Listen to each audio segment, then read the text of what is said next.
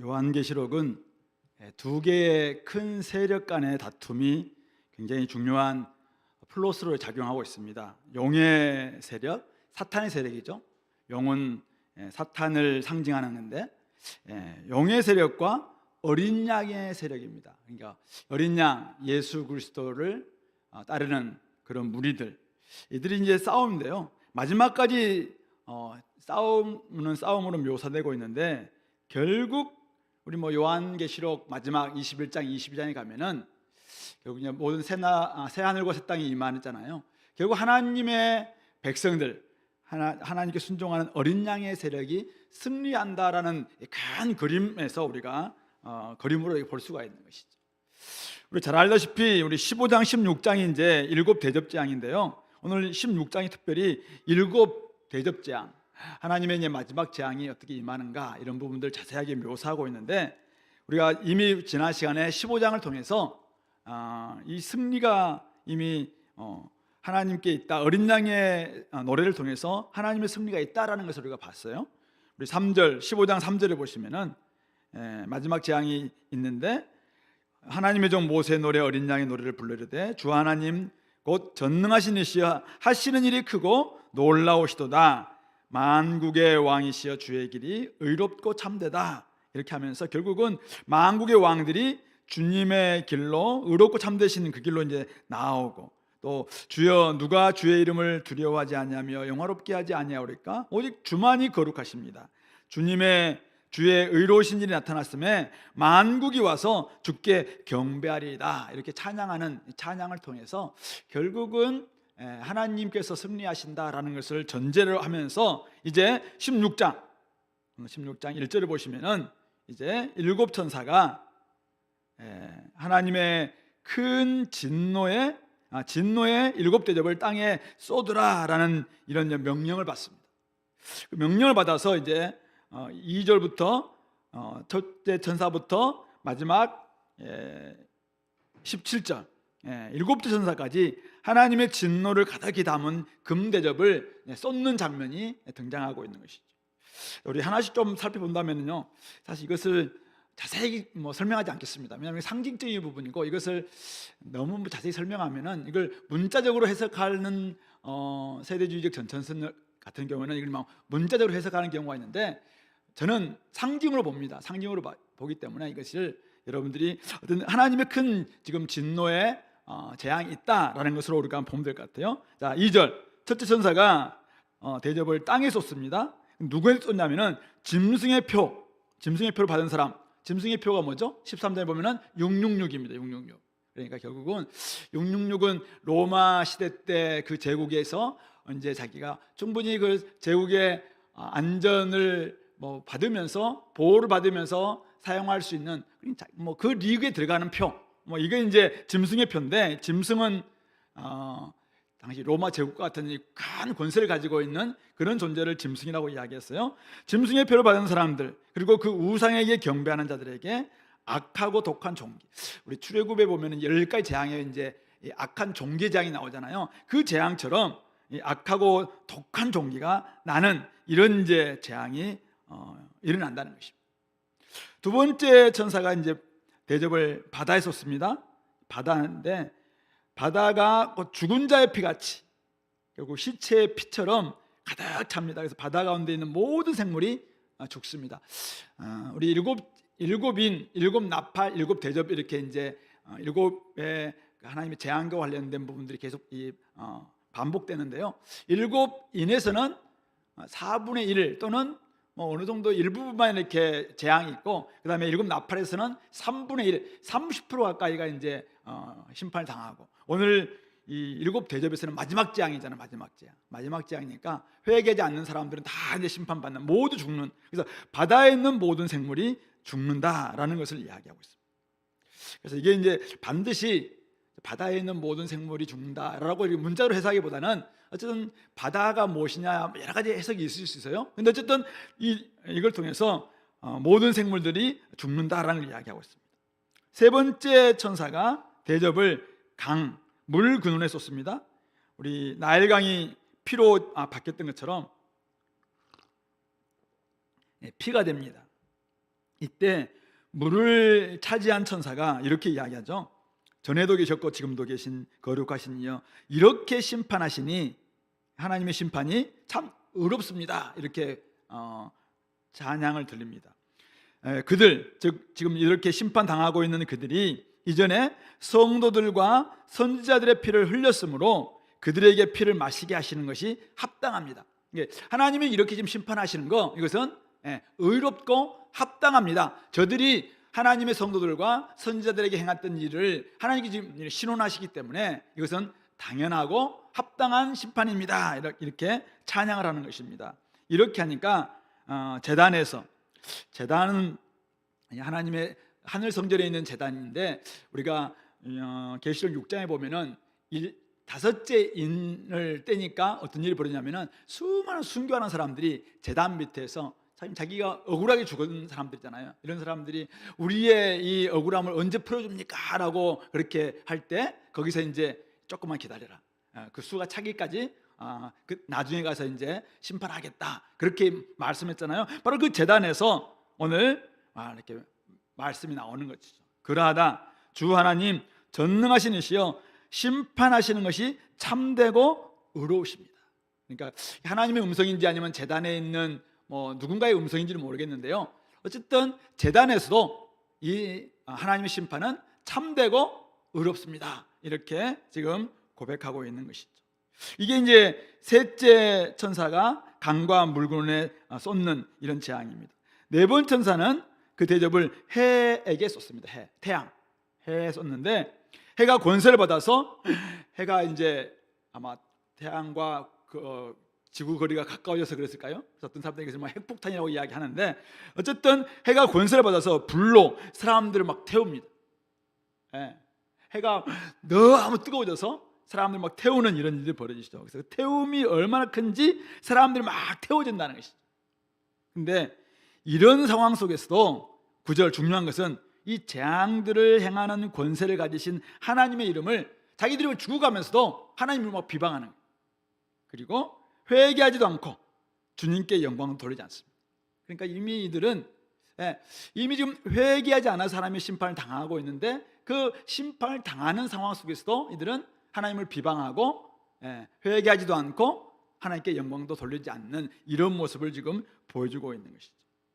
그리고 다섯째 천사가 대접을 짐승의 왕좌, 짐승, 우리 넷째 우리가 땅에서 바다에서 나온 짐승이 있고 땅에서 올라온 짐승이 우리 13장에 보면 나오잖아요. 13장에 나오는데 바로 여기 말하는 것은 이 짐승의 왕자, 용이, 사탄이 이 바다에서 나온 짐승에게 로마 제국 같은 이런 존재들에게 딱 이렇게 보좌를 줬습니다. 왕자를 줬다는 것이죠. 이것을 짐승의 왕자라고 이야기하는데 결국 용이 다스리는 겁니다. 용, 사탄의 권세를 받은 그런 왕좌입니다. 그래서 이렇게 다스리니까 이들은 전부 다 이제 막 용을 경배하기도 하고 막 이렇게 하는 바로 그곳에 짐승의 왕좌에 딱 쏟습니다. 하나님께서 이 대접을. 그러니까 어떻게 됩니까? 그 나라, 짐승의 나라, 짐승의 나라가 곧 어두워집니다.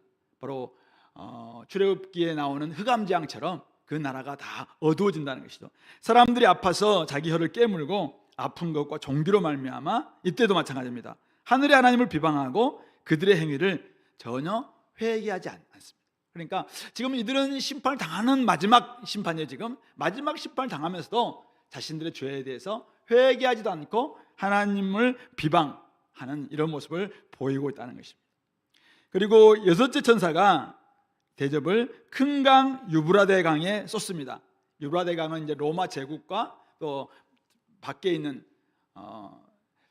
어쨌든 다른 동방의 제국과의 경계가 이제 유브라데 강인데, 원래는 동방에 있는 그 야만족들 이런 자들이 쳐들어오지 못하도록 큰 강 유브라데 강이 딱 이렇게 경계가 되는데, 이 유브라데 강에 그곳에 이 대접을 쏟으니까 어떤 일이 벌어지냐면은 강물이 다 마릅니다. 우리 홍해가 갈라져서 이제는 마른 땅이 되어서 사람들이 지나갔던 것처럼 유브라데 강이 이제는 대접을 쏟으니까 강이 싹 마른 것이죠. 근데 왜 그렇게 했는가? 동방에서 오는 왕들의 길이 예비되는, 동방에서 수많은 왕들을 불러오기 위한 하나님께서 동방의 왕들을 통해서 어쨌든 이 큰 성 바벨론을 지금 무찌려고 하는 건지 아니면 어떤 전쟁을 좀 일으키는 건지, 어쨌든 유브라데 강에 지금 하나님께서 지금 6번째 대접을 쏟게 만드니까 동방에서 오는 왕들의 길이 예비됩니다. 자, 근데 이때 이 요한이 보니까 개구리 같은 새 더러운 영이 용의 입, 아까 용어는 뭐라 했어요? 사탄의 입, 그리고 짐승의 입. 짐승은 로마 제국과 같은 당시 바다에서 올라온 짐승을 이야기해요. 짐승의 입, 그리고 거짓 선지자의 입은 원래 땅에서 올라온 짐승인데 이것은 바로 이제 제국에 빌붙어 있으면서 온갖 좀 막 이적을 행하면서 정말 그들에게 아부하고 했던 당시의 거짓 선지자들, 이들을 이제 땅에서 올라온 짐승이라고 이야기했는데 바로 그 거짓 선지자의 입에서 나옵니다. 그러니까 거짓의 영들, 귀신의 영들이 지금 사탄과 그다음에 바다에서 올라온 짐승, 땅에서 올라온 짐승, 그러니까 거짓의 삼일체라고 할 수 있겠어요. 거기에서 지금 이 더러운 영이 나오는데, 이 영이 지금 여기저기 막, 원래 개구리는 구약에서 보면은 조금 부정한 짐승이거든요. 그러니까 이제 그런 부정한 더러운 어떤 이런 영이 나오는데 14절에 보니까 그들은 귀신의 영이다 이렇게 이야기하고 있습니다. 그래서 그들은 이 귀신의 영이 어떻게 합니까? 이적을 행해서 기적을 행해서 온 천하 왕들에게 가서 하나님 곧 전능하신 이의 큰 날에 있을 전쟁을 위해서 그들을 막 모읍니다. 그러니까 지금 유브라데 강은 이미 말랐잖아요. 그러니까 지금 이미 경계가 좀 사라졌어요. 그때 이 더러운 귀신의 영들이 동방에 있는 수많은 왕들에게 가서 이제 막 그들을 유혹하는 것이죠. 그래서 엄청난 이적을 보여주면서 이들을 지금 유혹하는데, 무엇을 위해서 유혹하냐면은 하나님과의 큰 전쟁을 위해서 지금 이것을 유혹했다라고 이야기합니다. 바로 그것을 모으는 곳이 어디냐면은 16절입니다. 16절.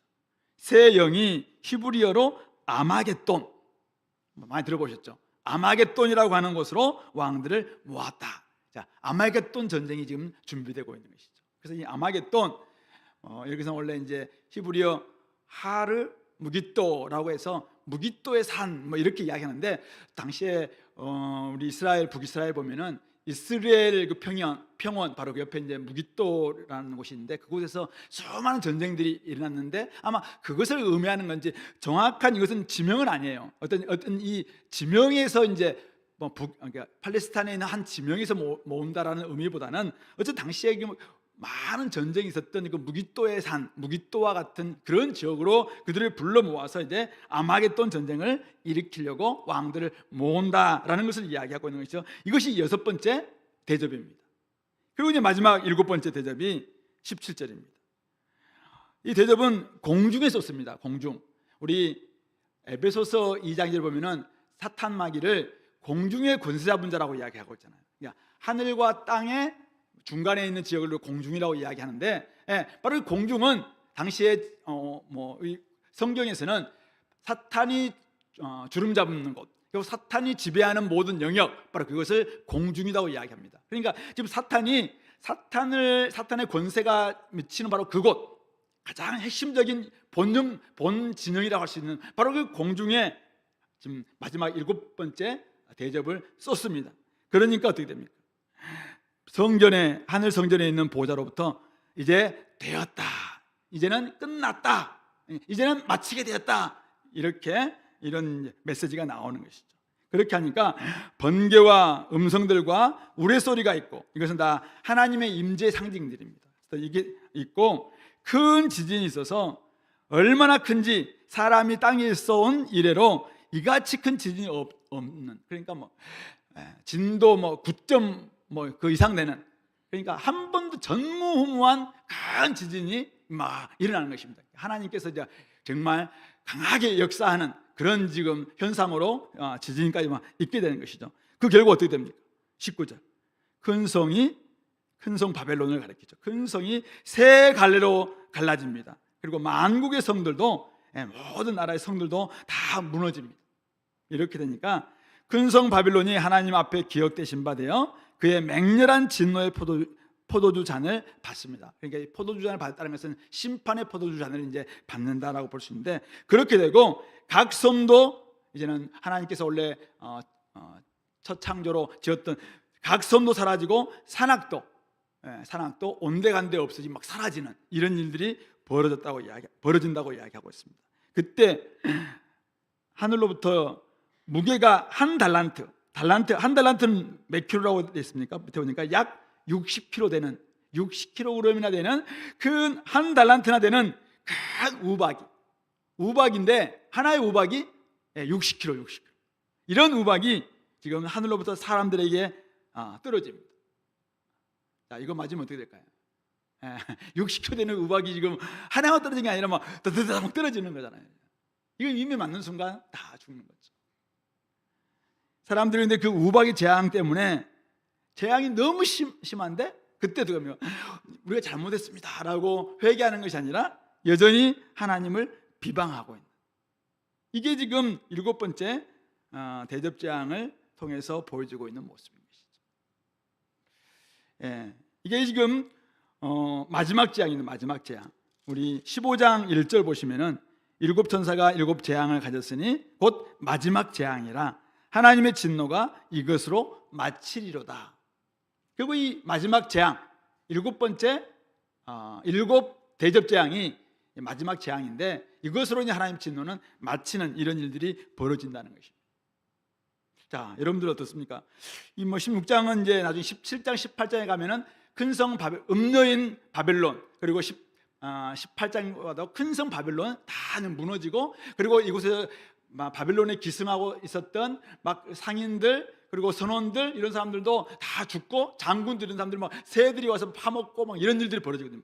이제 새들의 잔치가 벌어지기도 하고 막 이렇게 해서 이제 그들이 다 심판당하는 이런 모습들이 17장, 18장, 19장에 이제 예수님이 이제 재림하셔서 또 그들을 심판하신 모습까지 나오는, 16장부터 시작해서 이제 마지막 재앙이 계속 이어지는 뭐 이것을 이제 보여주고 있습니다.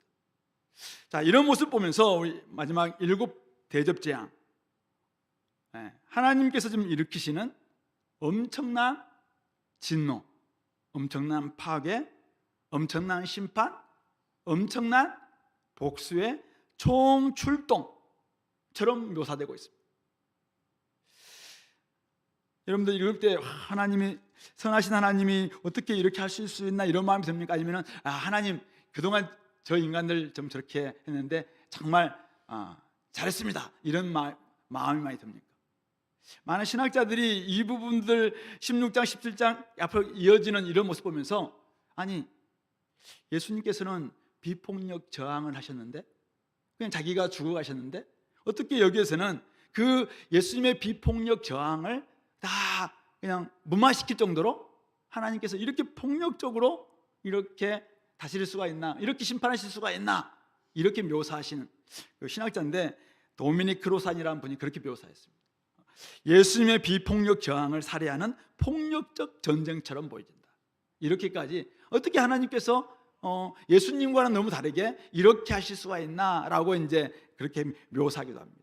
물론 믿지 않는 사람들은 이런 모습 보면서 아니 하나님이 어떻게 이렇게 이야기한다는 것이죠.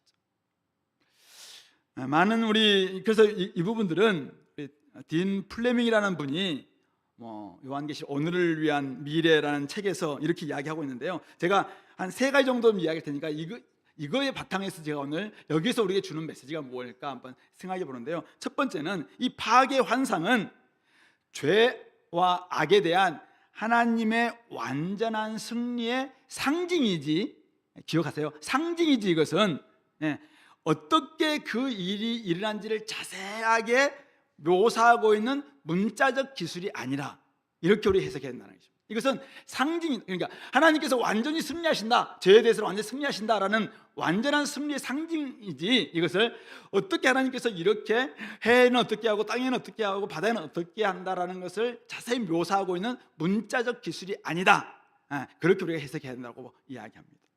두 번째는 여기 나오는 다양한 이 묘사는, 이 수사학적인 이 묘사는 믿지 않는 세상을 지금 향해서 하나님이 얼마나 무서운 분인지 너희들을 똑바로 알고 너희들 회개해야 돼, 믿지 않는 사람들을 향해서 이것을 목적으로 이 책을 쓰여지지 않았다는 것입니다.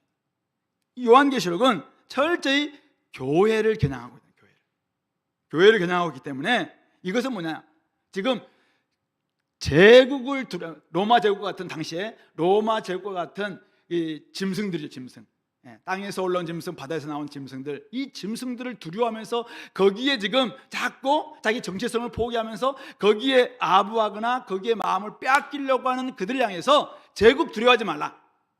도리어 제국 안에서 잠자는 자들을 깨우고 있는 모닝콜이다.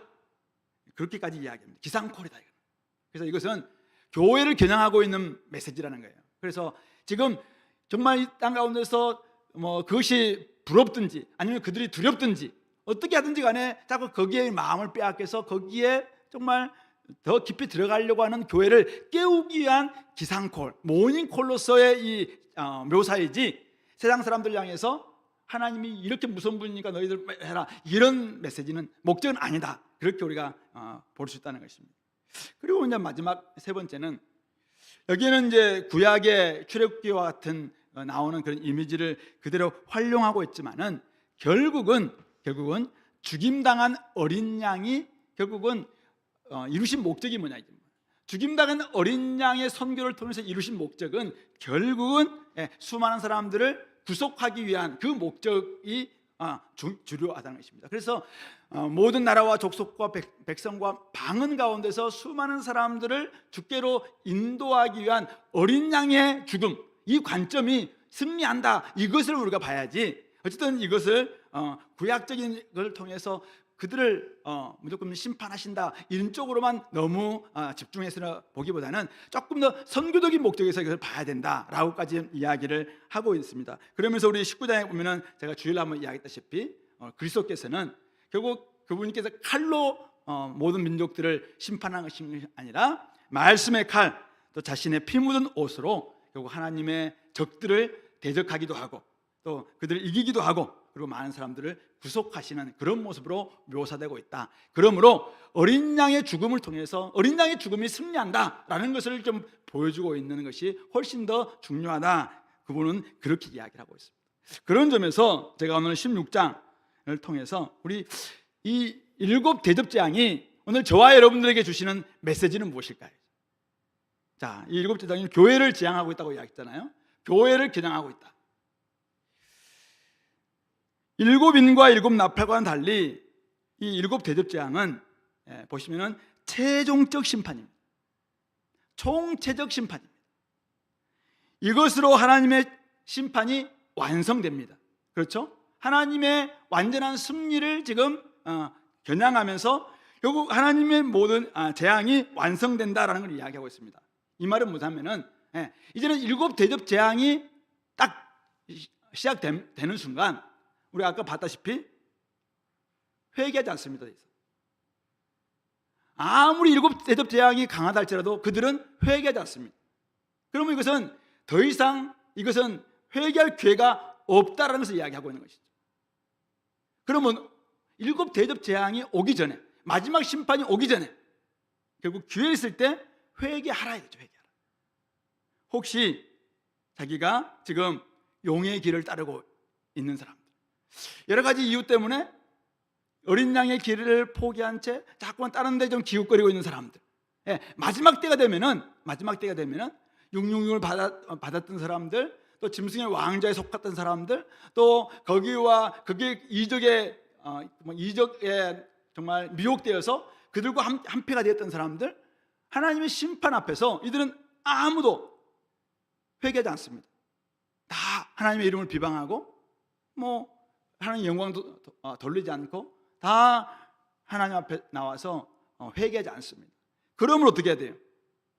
이 7 마지막 재앙이 오기 전에 기회가 지금인데 지금 회개해야 된다라는 것을 우리에게 말씀하고 있다는 것입니다. 이 하나님의 마지막 심판은 의롭고 합당합니다. 바로 사람들이 행했던 일에 대한 합당한 심판이 있을 것입니다. 그 심판의 모습이 여기서 나오고 있는 이런 문자적 그대로 모습은 아닐 겁니다. 그러나 이 심판은 명확하게 하나님께서 심판하실 겁니다.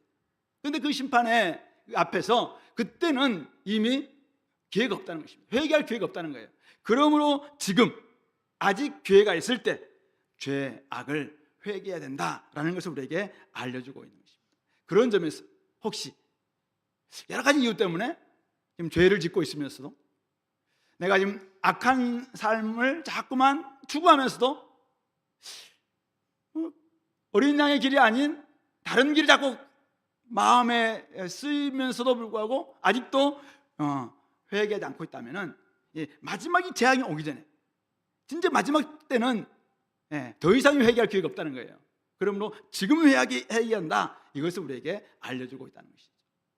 그런 점에서 이곳에 계신 분들은 다 죄 짓고 이 자리에 나오지는 않았겠죠. 혹시 우리들 속에 죄가 있다면 또 그 부분들은 그때그때 회개하는 것 굉장히 중요합니다.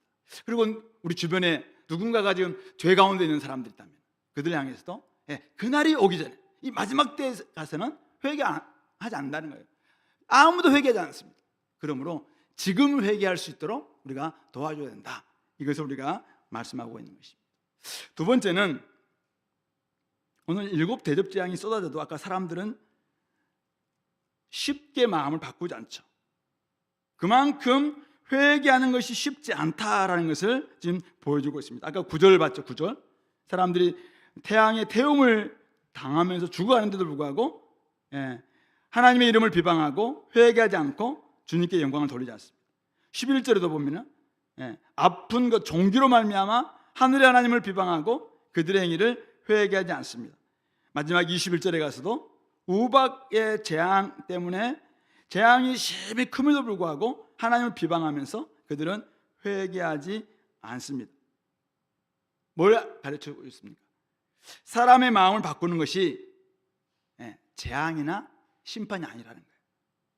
사람들은 재앙 때문에, 심판 때문에 회개하지 않는다는 것입니다. 죄에 대한 합당한 벌을 받으면서도 자신이 벌받는 이유를 모르겠다라고 이야기하면서 도리어 마땅한 지금 벌을 받고 있으면서도 도리어 비방하고 그냥 회개하지 않고, 이런 모습이라는 것이죠. 모두가 다 죄인인데 죄를 회개하지 않기 때문에 이 마지막 심판, 마지막 재앙, 마지막 진노 당할 수밖에 없다라는 것이죠.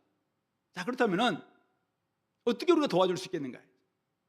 어떻게 도와줄 수 있겠습니까? 자, 저와 여러분들은 죄가 없어서 이 자리에 온 게 아니라 죄가 있음에도 불구하고 회개해서 구원받았잖아요. 우리는 어떻게 구원받았냐? 재앙이 무서워서, 심판이 무서워서 우리가 구원받은 게 아니라 어떻게 우리는 구원받았죠? 복음에 나타난 하나님의 은혜를 깨닫고 우리가 구원받은 거 아닙니까?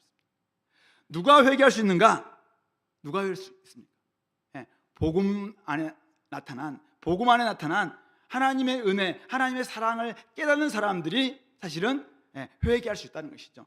그래서 이 7 재앙이 있는, 7 대접 재앙이 있는 이 기간이 어쩌면은 3년 반 우리가 11장이었죠. 11장에 보면은 두 증인들이 나가서 열심히 지금 42달 동안, 또 3년 반 동안, 1260일 동안 막 예언하면서 복음을 전하는 이런 일들을 감당하고 있잖아요.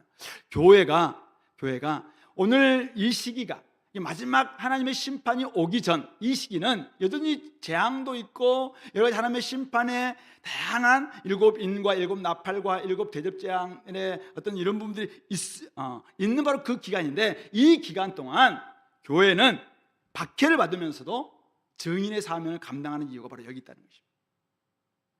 사람들이 회개할 수 있는 것은 심판이 무서워서 회개하는 것이 아니라 결국 복음을 듣고 그 복음 안에 들어있는 하나님의 사랑, 하나님의 은혜를 깨달을 때만이 결국은 회개할 수 있다는 사실이죠. 그런 점에서 오늘 우리가 해야 될 일은 무엇인가요? 이 땅의 수많은 사람들을 향해서 우리가 막 심판의 무서움들, 물론 그걸 이야기할 수 있을 필요가 있습니다만은 더 중요한 것은 복음 안에 들어있는 하나님의 사랑이 얼마나 크고 놀라운지, 우리를 용서하시는 하나님의 은혜가 얼마나 크고 놀라운지 그 이야기를 들려줄 때, 그때 자기의 죄를 회개하고 돌이킬 수 있다는 것을 말하고 있는 것입니다. 어린 양의 죽음이 바로 우리에 대한 하나님의 사랑이다라는 것을 성경은 이야기하고 있습니다. 왜 예수님께서 십자가에 죽으셨습니까? 그것은 바로 우리에 대한 하나님의 사랑이다라고 분명히 이야기하고 있는 것입니다. 도무지 받아들일 수 없는 이 십자가의 복음, 도무지 이해할 수 없는 십자가의 사랑. 그런데 그것이 사랑을 바꿉니다. 십자가에서 하나님께서 돌아가셨습니다. 그런 말도 안 되는 일이 어딨냐 그렇게 이야기하잖아요. 그것은 너무 어리석은 것이라고. 메시아가 십자가에서 죽는다고 그런 것은 거치는 것이고 어리석은 것이다 라고 이야기합니다. 그런데 그것을 깨닫는 순간, 그것이 마음속에 들어가는 순간 사람들이 거기에서 회개가 일어나기 시작합니다. 그래서 사람들이 바뀌기 시작한다는 것입니다. 그런 점에서 우리가 바로 이 기간 동안 마지막 심판이 분명히 있습니다. 그래서 하나님 마지막 심판이 있는데 그때 가서는 사람들이 바뀌지 않습니다. 그때 가서는 계속해서 이들은 이미 회개하지 않았기 때문에 심판만 있을 뿐입니다. 그러므로 그때가 오기 전에 우리가 복음을 전함으로 말미암아, 복음 안에 들어있는 하나님의 은혜, 하나님의 사랑을 우리가 전함으로 말미암아 그들을 바꿀 수 있도록, 그들의 마음이 바뀔 수 있도록 돕는 것, 그것이 바로 저와 여러분들이 해야 될 일이다 라는 것을 말씀하고 있는 것이죠. 또한 세 번째로 한번 생각해 보는 것은 여기 나와 있는 13절 14절에 제가 보면서 수많은 왕들이 지금 단지 유브라데 강이 말랐기 때문에 하나님과의 전쟁을 위해서 아말겟돈에 모인 게 아니었습니다.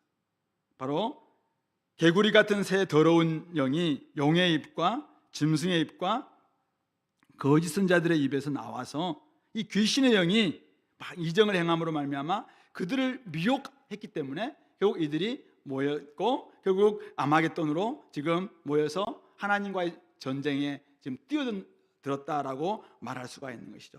그런 점에서 왜 사람들이 지금 회개하지 않고 하나님을 비방하고 하나님을 대적하는 그런 인생을 살고 있는가라고 할 때 더러운 영이, 귀신의 영이 사람들을 미혹하고 있다라는 것을 우리가 알 수 있는 것입니다.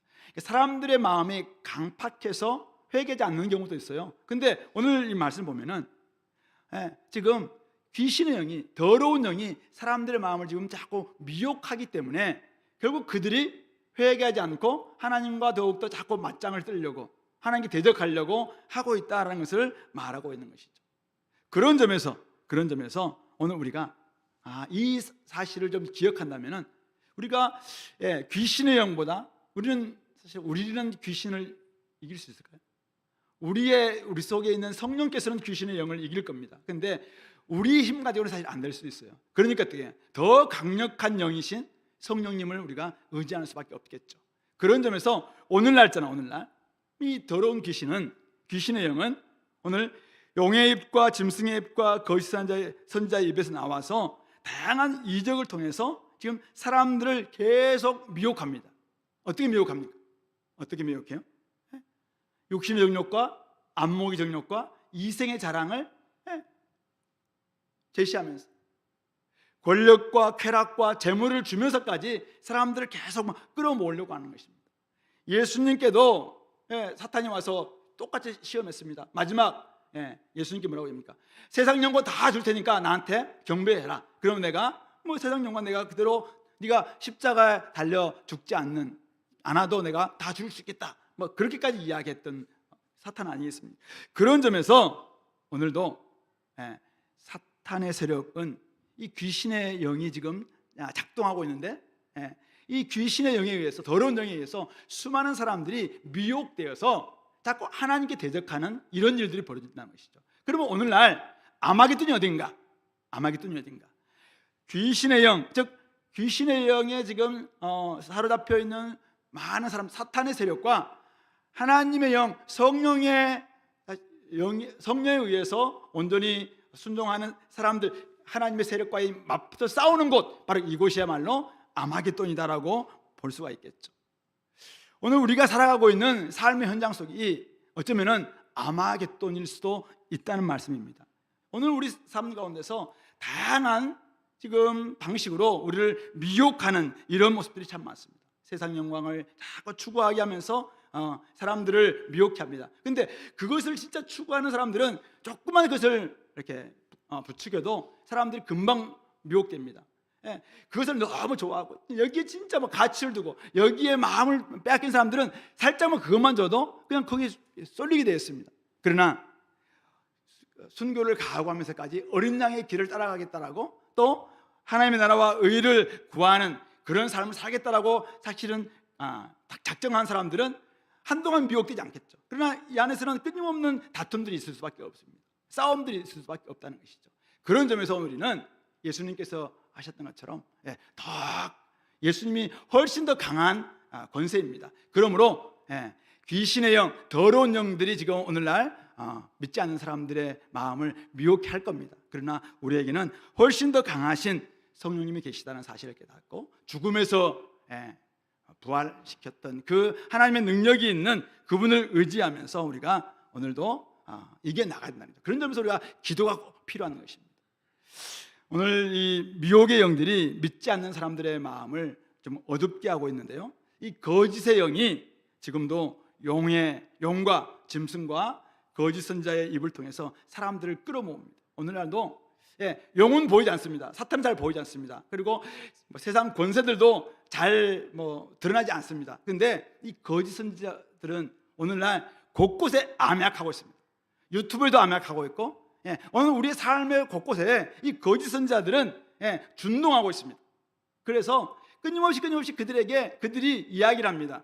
그런데 90%의 진실과 10% 정도의 거짓을 섞어서 우리에게 자꾸만 우리를 세상에 미혹되도록 만들려고 합니다. 이거 조심해야 됩니다. 그래서 성경에서 영들을 분별하라고 이야기하고 있습니다. 거짓의 영이 분별해야 됩니다. 거짓 선지자들의 입을 통해서 오늘 우리로 하여금 이걸 네가 추구만 해라. 그러면 너는 이 땅에서 잘 먹고 잘 살면서 천국도 보장할 수 있다라고 이야기합니다. 번영의 복음을 섞어서 우리를 미혹하기도 하고, 그것을 통해서 네가 조금만 더 거짓을 조금 네가 잡기만 한다면은 얼마든지 훨씬 더 네가 하나님의 뜻에 걸맞은 그런 삶을 살 수 있어라고 하면서 꼭 진실되기만 사는 게 맞는 게 아니야라고 하면서 우리가 열심히 살아왔던 이런 삶을 조금 이렇게 더 미끄러지게 만드는 그런 사탕발림의 이야기들이 곳곳에서 지금 준동하고 있는 것입니다. 그런 점에서 이 마귀는 거짓의 압인 것이죠. 그러므로 우리가 영을 분별할 수 있어야 됩니다. 성경 말씀을 통해서, 기도를 통해서 거짓말을 일삼고 있다면은 이 귀신의 영, 마귀에 의해서 지금 어쨌든 작동하고 있다라는 것을 우리가 조금을 보시고 명확하게 이것을 분별할 수 있어야 됩니다. 누군가가 자꾸 거짓말로 나한테 어떤 꼬드기고 있다, 이것을 우리가 분별할 수 있어야 됩니다. 그래서 우리가 진짜 참과 거짓을 옳게 분별할 수 있는 이것이 필요한 것 같고요, 무엇보다 그렇게 하기 위해서는 성령님의 도움이 굉장히 필요합니다. 우리의 싸움은 혈과 육의 싸움이 아니에요. 눈앞에 보이는 사람들의 싸움이 아닙니다. 그 뒤에 숨어있는 악한 영들과의 싸움이기 때문에 여러분들의 일상 자체가, 여러분들의 학교가, 여러분들의 회사가, 여러분들의 가정이 때로는 아마겟돈이 될 수 있어요. 실존적인 아마겟돈이 될 수 있습니다. 거기에 텔레비전에서, 유튜브에서, 아니면 SNS에서, 아니면 누군가의 말을 통해서 계속해서 사실은 진리에 거짓을 섞어서 포장되는 그런 말을 통해서 우리를 자꾸 유혹합니다. 조금만 네가 얻으면은 이 땅에서 또 뭘 얻을 수 있어, 이런 이야기를 하면서 그렇게 이야기합니다. 이럴 때 우리가 어떻게 하면 더 기도해야 되는 거지. 기도함으로 말미암아 어쨌든 우리가 이 악한 영에게, 더러운 귀신에게 넘어가지 않도록, 더러운 이 귀신의 영에게 넘어가지 않도록 그렇게 하기 위해서는 영들을 분별할 수 있어야 되고, 하나님의 전신갑주를 입고 성령 안에서 깨어서 기도하는 것이 꼭 필요하다는 것입니다. 그런 점에서 그래야지 우리가 이 마지막 7번째 재앙, 대접재앙, 7 대접재앙 속에서 온전히 우리가 정말 승리할 수 있고 하나님의 입맞은 자답게 온전히 그 길을 걸어갈 수 있다라는 사실을 기억했으면 좋겠습니다. 한 가지만 더 본다면은 오늘 7번째 대접재앙이 마귀의 본능이 공중에 쏟아지자 큰 성 바벨론이 진노의 포도주를 받습니다. 바로 이 장면은 나중에 17장, 18장에 가면은 바벨론에 대한 심판으로 계속 이어지게 됩니다. 그리고 19장에 가면은 주님께서 재림하시는 장면으로 나오는 것이죠. 물론 이것은 연대기가 아닙니다. 이건 시간 순서가 아니에요.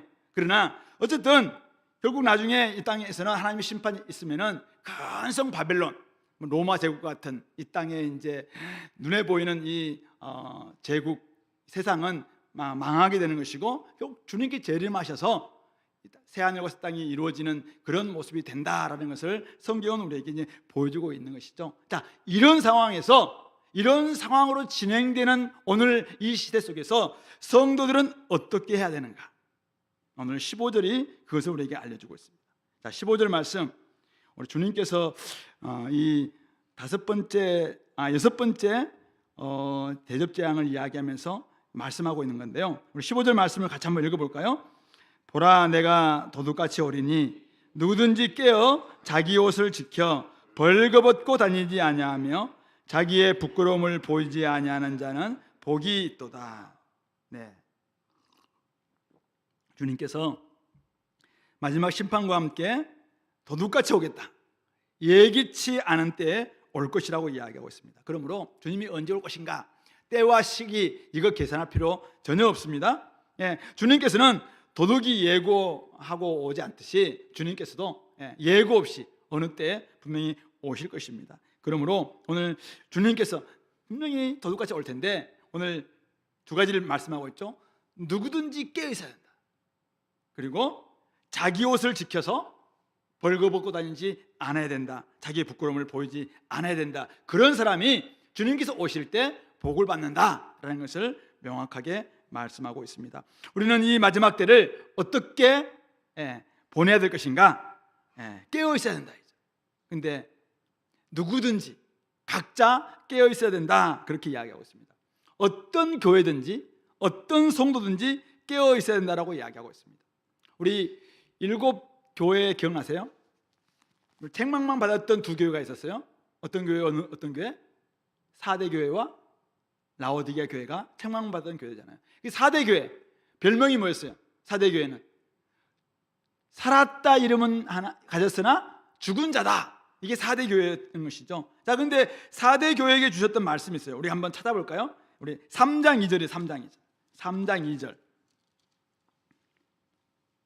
자, 요한계시록 3장 2절 제가 읽겠습니다. 너는 일깨어 그 남은 바 죽게 된 것을 굳건하게 하라. 내 하나님 앞에 내 행위에 온전한 것을 찾지 못하였나니 그러므로 내가 어떻게 받았으며 어떻게 들었는지 생각하고 지켜 회개하라. 만일 일깨지 아니하면 내가 도둑같이 이르리니 어느 때에 내게 이르는지 네가 알지 못하리라. 이 4대 교회에게 주신 말씀이 뭡니까? 네가 지금 일깨어서 남은 바 죽게 된 것을 굳건하지 하지 않는다면은 예수님께서 도둑같이 오실 때 너는 뭐 내가 언제 오는지 알지 못하기 때문에 어떻게 되겠습니까? 그런 점에서 어떻게 받았는지, 복음을 어떻게 받았는지, 어떻게 들었는지, 어떻게 들었는지 생각하고 지금은 그 믿음을 지켜서 빨리 회개하라, 분명히 이야기하고 있습니다. 4대 교회도 책망만 받았던 4대 교회도 결국은 지금 깨어날 것을 이야기하고 있는 것입니다. 아직은 기회가 있기 때문에 깨어나라, 그렇게 이야기하고 있습니다. 어떤 교회든지 깨어나면은 주님께서 오시는 때 다시 살아날 수가 있는 것입니다. 어떤 교회는 칭찬만 받는 교회가 있어요. 주은혜 교회, 칭찬만 받는 교회일 수 있습니다. 자, 그런데 주은혜 교회 신앙이 여러분들 신앙입니까? 주은혜 교회는 정말 믿음 좋은 교회다, 이렇게 혹시 사람들이 칭찬받고 주님께 칭찬받는다 할지라도 혹시 내 신앙은 어떤 내 신앙? 공동체 신앙이 반드시 내 신앙이 아닐 수 있다는 점이죠. 신앙은 각자 몫입니다. 부모님들이 신앙이 정말 좋아요. 근데 부모님의 신앙이 좋다고 물론 자녀들의 신앙이 좋을 수 있는 가능성이 있어요. 근데 부모님들의 신앙이 좋다고 반드시 자녀들의 신앙도 좋다는 것은 안 됩니다. 그러니까 부모도 깨어 있어야 되고 자녀도 깨어 있어야 되는 것이죠. 그런 점에서 이것은 각자 몫입니다. 그래서 누구든지 깨어 있어야 된다. 자기의 신앙을 점검해야 된다는 것입니다. 내가 주님께 나에게 주셨던 말씀이 무엇인지, 내가 주님을 어떻게 만났는지 생각하면서 정말 자기 믿음을 지켜서 혹시 내가 좀 잘못된 길로 가고 있다면 빨리 회개하는 것입니다. 일깨지 않으면 오늘 사대교회에게 주셨던 말씀들, 일깨지 않고 살았다는 이름을 가졌으나 죽은 신앙이라면 주님이 오시는 날 얼마나 부끄럽겠습니까? 죽은 신앙, 잠자는 신앙, 그리고 라오디게아 교회 같은 미지근한 신앙, 이런 신앙들은 다 주님 앞에 책망받을 수밖에 없습니다. 그런 점에서 깨어나야 돼요. 그래서 누구든지, 이거는 한 사람 한 사람에게 다 해당되는 부분이에요. 내가 지금 요즘 좀 잠자고 있는 것 같다. 내가 옛날에 이렇게 안 그랬는데 요즘 내가 너무 신앙에 각성이 없는 것 같다. 기도도 하지 않고 말씀도 보지 않고 전도도 하지 않고 내가 요즘 왜 이런지 모르겠다. 지금 신앙에 한번 체크를 해보니까 좀 문제 있다. 깨어나야 된다는 것이죠. 그런 점에서 누구든지 깨어 있어야 된다. 두 번째는 뭡니까? 자기 옷을 지켜 벌거벗고 다니지 않으며 자기의 부끄러움을 보이지 않아야 복된 자라고 이야기하고 있습니다. 주님은 구원 얻은 사람들에게 흰옷, 세마포 흰옷을 입혀주셨습니다. 의롭다 칭해 주시면서 우리에게 흰옷을 입혀주셨습니다. 자기 옷을 더럽히지 않도록 지켜야 합니다. 사대교회 가운데서 우리가 사대교회 한번 보실래요? 4절 말씀 보면 3장 4절 보면 사대교회도 그 옷을 더럽히지 아니한 자 몇 명이 내게 있어 흰옷을 입고 나와 함께 다닌다고 이야기하고 있습니다. 사대교회 같은 교회도 지금 몇몇 사람들은 자기 옷을 딱 지켜서 흰옷을 입고 다니는 이런 사람들이 있었다라고 이야기하고 있습니다. 자, 근데 그 다음 라오디게아 교회 잠깐 볼래요? 라오디게아 교회 17절 말씀입니다. 라오디게아 교회는 미지근해서 뜨겁지도 않고 차지도 않던 그런 교회였는데 17절 말씀 이렇게 합니다. 네가 말하기를 나는 부자라 부요하여 부족한 것이 없다고 하나 네 공고한 것과 가련한 것과 가난한 것과 눈먼 것과 벌거벗은 것을 알지 못하는도다. 그러면서 주님께서 뭐라고 하냐면 내가 너에게 권하는데 나에게서 흰옷을 사서 입어 벌거벗은 수치를 보이지 않게 하라. 18절에서 그렇게 이야기하고 있습니다. 라오디게아 교회는 굉장히 부자 교회였습니다. 옷을 아주 럭셔리하게 입고 다녔습니다. 아주 좋은 옷 잘 입고 다녔습니다. 그렇기 때문에 그들은 자기들은 벌거벗고 다닌다고 한 명도 생각하지 않았을지 모르겠습니다. 근데 주님께서는 딱 보니까 쟤들은 주님이 주신 옷을 입고 다니지 않아요. 주님이 주신 자기 옷 다 벗고 지금 세상 옷을 입고 다니는 거예요. 그러니까 그것이 바로 벌거벗은 것이다라고 이야기하고 있는 것입니다. 자기는 이 땅에서 그렇게 수많은 사람들이 부러워하는 그런 좋은 옷 입고 다니는데 주님은 보니까 네가 지금 벌거벗고 다니고 있다라고 이야기합니다. 그러면서 나에게서 옷을 사서 빨리 자기 옷을 입으라. 벌거벗은 수치를 보이지 않게 하라. 그렇게 이야기를 하고 있는 것이죠. 교회가 주님이 주신 흰 옷을 입지 않으면 벌거벗은 것이나 마찬가지라고 이야기하고 있는 것입니다. 신실한 믿음에 걸맞은 신실한 삶, 믿음에 걸맞은 충성스러운 삶, 진실한 삶, 이것이 우리가 입고 있어야 될 흰옷이라고 이야기할 수 있는 것입니다. 만약 교회가 신실하신 주님을 믿는다고 이야기하면서 교회가 사기를 쳐요. 만약 신실하신 주님을 믿으면서 우리는 불로 연단한 금과 같은 믿음을 가지고 있다고 이야기하면서 늘 자랑하는 것이 믿음 자랑하는 것이 아니라 막 돈 자랑하고 있거나 이 땅에서 하나님의 거룩한 성품은 다 잃어버린 채 사람들로부터 야 제발 좀 교회가 좀 똑바로 해라, 야 너희들의 삶이나 좀 똑바로 해라, 이렇게 이야기한다면은 그것이야말로 오늘 벌거벗고 다니는 것과 같다라고 말할 수가 있는 것입니다. 바로 이런 모습들은 자기의 부끄러움을 보이는 것이고 결국은 그것은 수치스러운 것이다라고 이야기하고 있는 것이죠. 그런 점에서 교회의 생명은 숫자나 크기나 높은 데 있는 것이 아니라 결국 거룩함에 있다라고 이야기하고 있는 것이죠. 그런 점에서 자기 옷을 지켜내는 것입니다. 여러분들이 지금 좀 구별된 삶을 살고 있나요? 거룩한 삶을 살고 있습니까? 바로 그럴 때 주님처럼 온전하고 주님처럼 경건하고 주님처럼 거룩해야 자기의 옷을 입고 다니는 것이고 자기 옷을 지켜내는 것이고 벌거벗고 다니지 않고 수치를 보이지 않는 것이라고 말할 수가 있는 것입니다. 그리고 그런 사람이 깨어서 자기를 지키는 사람만이 다른 사람을 지켜낼 수가 있습니다. 만약 엄마 아빠가 자기를 지켜내지 못하고 깨어있지 못하고 자기 옷을 지키지 못하고 있다면 그 엄마 아빠가 어떻게 자녀들의 삶을 깨어있게 만들 수 있고 또한 자기 옷을 똑바로 옷을 입으라라고 말할 수 있겠습니까? 부모가 제대로 하나님 편에 서서 하나님의 뜻대로 살아갈 때 그런 모습을 보면서 자녀들도 그 길로 갈 수 있고 가정을 지켜낼 수 있지 않겠습니까? 하나님 편에 서 있는 깨어있는 직장인이 거룩한 옷을 입고 직장 생활을 해야 그곳에 직장이 조금씩 더 사실은 하나님의 향기도 좀 드러나고 하나님의 좀 멋도 풍길 수 있는 것 아니냐.